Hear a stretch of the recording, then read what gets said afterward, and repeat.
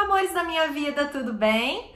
Aqui estamos para continuar a nossa aula sobre barroco, não é? Porque o que acontece, gente? Na nossa última aula, e essa vai ser bem curtinha, tá? Embora a gente tenha alguns vídeos para assistir, nessa aula, gente, nós vamos falar não apenas da literatura barroca, ok? A gente vai falar também sobre o barroco nas outras modalidades artísticas, como, por exemplo, na pintura, na arquitetura, como, por exemplo, na música também, tá? E nós vamos falar um pouquinho no vídeo que eu vou mostrar pra vocês sobre o Aleijadinho. O Aleijadinho, ele foi um grande artista brasileiro, ele foi extremamente importante, a gente não pode deixar o Aleijadinho de lado, nunca, porque isso pode cair, não só por isso, né, gente? Não é só por causa do vestibular que a gente estuda. A gente estuda pra gente se alimentar, não é verdade? A gente estuda pra gente crescer, a gente estuda pra gente ser melhor. E, enfim, as artes, elas nos fazem, né? Elas nos fazem florescer toda a nossa humanidade, como eu sempre digo a vocês. Então, o que acontece, meus amores? Vocês vão ver que no livro de vocês a gente tem algumas figuras, tá? Algumas imagens de artistas que são importantes, tá certo? Mas esses artistas vocês podem ler com calma depois. O que eu vou fazer com vocês basicamente neste momento da nossa aula? A gente vai tentar aprender um pouquinho, chuchus, sobre como reconhecer uma pintura barroca, sobre como reconhecer uma arquitetura barroca, como a gente faz para reconhecer a escultura barroca, tudo bem? Então, assim, não é tão importante quando a gente fala de vestibular, tá certo? Quando a gente fala de vestibular, não é tão importante que a gente saiba cada detalhezinho, cada coisinha acerca de cada autor ou de cada pintor barroco. Autor não, pintor, perdão, tá? Mas é muito importante que a gente consiga reconhecer quais são as características gerais deles. Por quê? Porque isso pode nos ser cobrado, tudo bem? Eles podem, de fato, colocar na nossa prova alguma figura, alguma imagem barroca e nos pedir para reconhecer a que período ela pertence. Isso não tem problema nenhum, inclusive isso cai bastante no Enem, então a gente tem que tomar cuidado, a gente tem que prestar atenção nisso aí, ok? Bom, gente, a gente vai começar pela pintura do barroco, tá certo? Só que antes da gente começar com a pintura, eu preciso lembrar vocês de algumas coisinhas. Vocês lembram na aula passada que eu disse a vocês o seguinte: olha, se a gente tem uma palavra que é uma palavra-chave para compreender o barroco, se a gente tem uma palavra que é importante para a gente compreender o barroco, é essa, tá certo? É a palavra contraste. Essas pessoas, gente, essas pessoas que fizeram parte do barroco, né, esses autores de modo geral, eles eram autores que tentavam demonstrar de fato um contraste interior que se manifestava através das suas artes. Por quê? A gente já conversou sobre isso, não é? A gente está falando de um período que está vindo da Contra-Reforma, a gente está falando de um período, né, do homem vendo agora o antropocentrismo, aprendendo a valorizar as suas próprias ações, sem deixar de lado as ações, ou sem deixar de lado, ou melhor, a crença no divino. Então, o que acontece, gente? Essa parte, né, conflituosa, interior, que é própria do barroco, ela vai aparecer quando a gente está falando de pintura, tá certo? Olha só. Eu vou começar falando sobre uma pintura que é importante, que é a temática religiosa, tá bem? Eu vou trazer para vocês aqui, ó, eu vou pegar uma imagem para que vocês possam ver. Esse quadro, gente, que eu vou mostrar é um quadro que foi pintado por Caravaggio e ele se chama A Crucificação de Pedro. Eu vou mostrar para vocês algumas características que são bem importantes dentro do barroco através desse quadro. Deixa eu chegar mais perto para vocês poderem ver. Olha só, meus amores, aqui vocês têm o quadro A Crucificação de Pedro. Estão vendo? Olha só, em primeiro lugar, a gente precisa entender que esse quadro, ele tem, na verdade, um contexto, tá certo? São Pedro, né, quando ele foi crucificado, porque ele também foi condenado à cruz, quando ele foi crucificado, ele acreditava que ele não era digno de morrer como Jesus morreu na cruz. Então, ele pediu para ser crucificado de cabeça para baixo, tá? Então, vocês podem perceber que nesse quadro, de modo geral, existe muito sofrimento. Quando a gente olha, por exemplo, para a expressão do São Pedro, né, uma expressão de dor, reparem nos detalhes. Então, isso é uma coisa importante, tá? O barroco, ele não tem nenhuma assim, obrigação com a beleza, muito pelo contrário, a gente até chama isso de feísmo, né? O barroco, ele não se preocupa em ser belo. Muitas vezes as pinturas barrocas são pinturas bem atormentadas, digamos assim. Uma outra coisa importante, gente, que a gente tem que perceber no barroco é a movimentação. Reparem, todas essas pessoas, elas estão em movimento. A gente percebe isso muito bem, inclusive, através das dobras das roupas delas, estão vendo? Reparem nos músculos da barriga de São Pedro, né? Essas pessoas, é como se elas não estivessem posando para uma imagem. É como se a gente chegasse aqui e tirasse uma foto, assim, do nada, pum! Tirou uma foto de alguma coisa que a gente já conhece, de alguma coisa que a gente já viu, e, enfim, que tá acontecendo ali naquele momento e ninguém viu essa foto sendo tirada e ela foi, tá? Então, assim, a movimentação, ela é muito importante, tá? O excesso de detalhes. Opa, saiu aqui, peraí. Deixa eu só aumentar aqui de novo, gente, porque eu cliquei. Uma outra coisa importante, gente, que a gente vai perceber aqui dentro dessa pintura é o que a gente chama de claro e escuro, tá? O efeito claro e escuro do barroco é fundamental. Reparem que existe um contraste muito grande entre as imagens da frente, né, mais claras, principalmente aqui, ó, mais uma vez eu fiz isso. Calma aí, gente, eu tenho que tomar cuidado para não encostar, porque quando eu encosto, dá ruim. Pera aí. Tá vendo? Olha só, a gente vê com clareza São Pedro aqui, ó, tá vendo? E nós vemos ao redor, né, esse contraste entre o claro e o escuro. Esse efeito é muito importante dentro das pinturas barrocas, tá certo? Então isso aqui se chama a crucificação de Pedro. É interessante a gente reparar, gente, até na posição das figuras que estão aparecendo, porque elas mesmas têm um formato de cruz.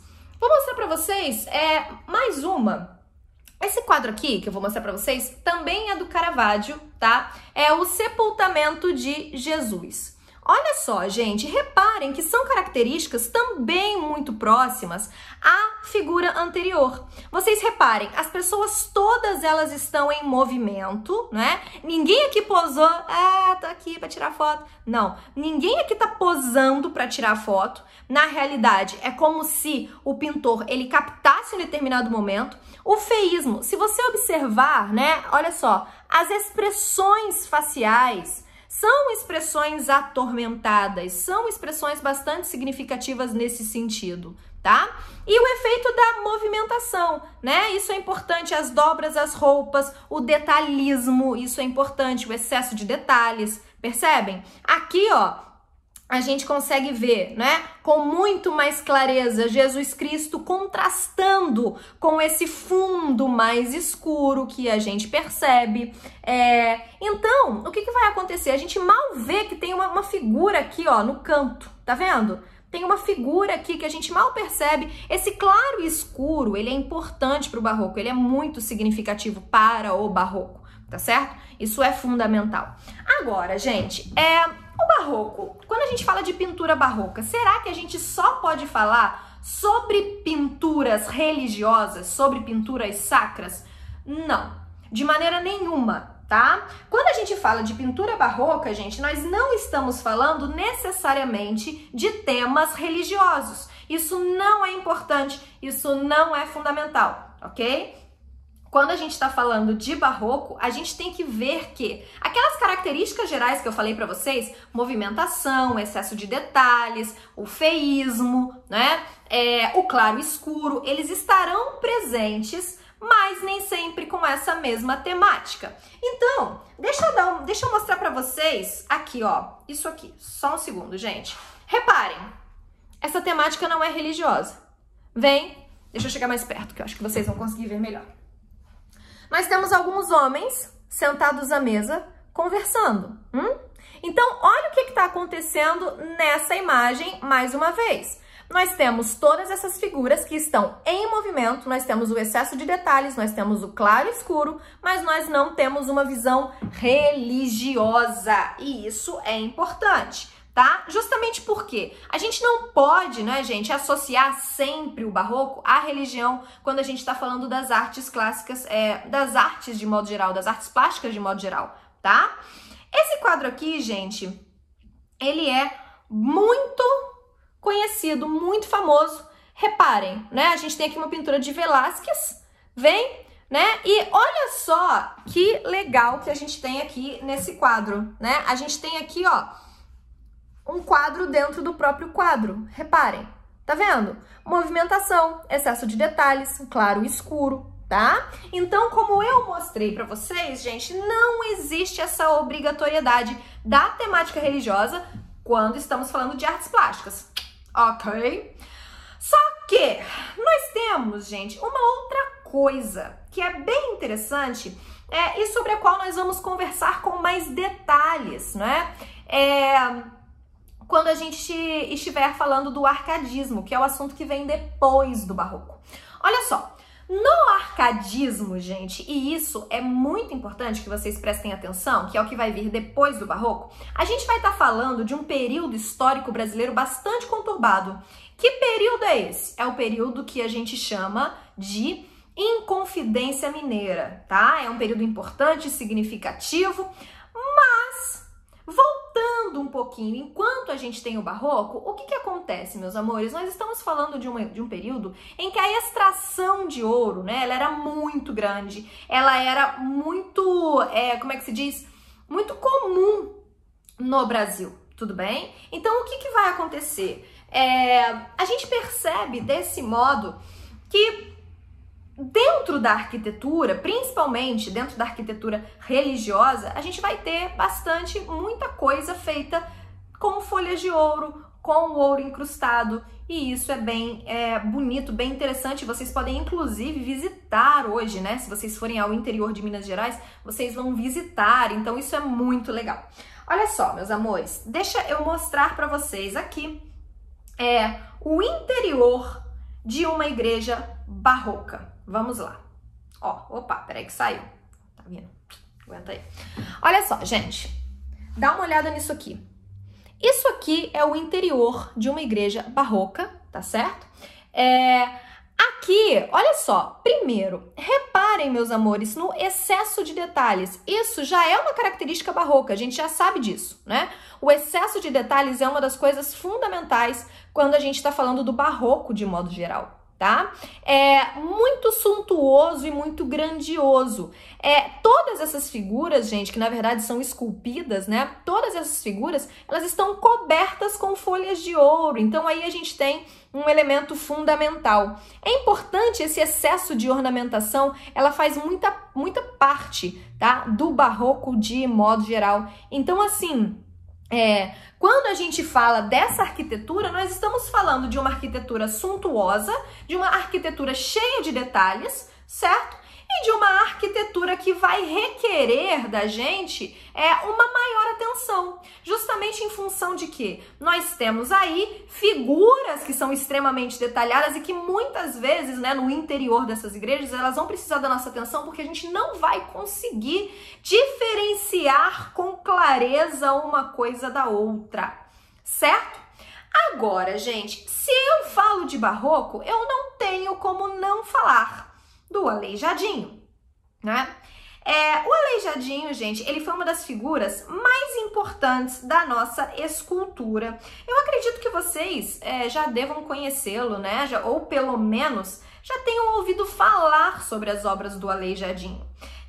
Ele foi, gente, um grande escultor. Aqui eu tenho alguns exemplos, tá? Das esculturas do Aleijadinho, embora vocês vão assistir um vídeo, vocês vão ver um vídeo que vai explicar muito melhor, com muito mais clareza, algumas obras barrocas em Minas Gerais, eu deixei separado para vocês, tá certo? Então, o que acontece, gente? O Aleijadinho, ele foi uma figura muito importante, não é?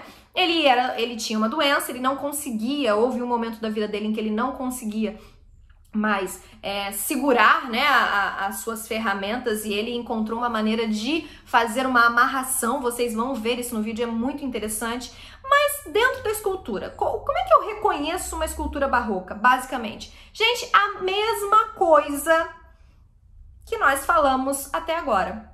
Movimentação, isso é muito importante. Movimentação perceptível, principalmente quando a gente fala sobre as roupas, as dobras das roupas. Detalhismo, né? Um grande excesso de detalhes. Eles tinham muitos detalhes na hora de mostrar, de produzir as obras deles, certo? Não existe uma obrigatoriedade com a beleza. Eles não estão querendo fazer alguma coisa que seja agradável aos nossos olhos, uma coisa que seja bela. Não é a busca deles, tá bem? E o aleijadinho, então, ele, claro, não vai ter o efeito do claro e escuro, né? Porque se trata de uma escultura.